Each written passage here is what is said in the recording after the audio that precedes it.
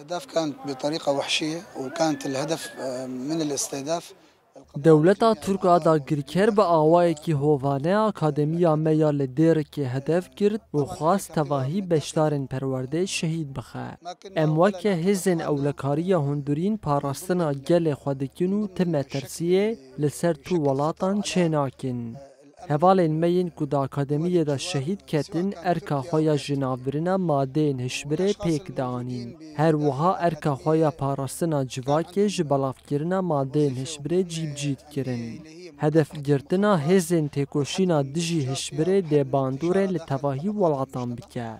دولتا ترکا دا گریکر دیرشین خوین دا گریکریه دا تجاری جداهی ناخه نابرا سویل و هزین لشکری ده.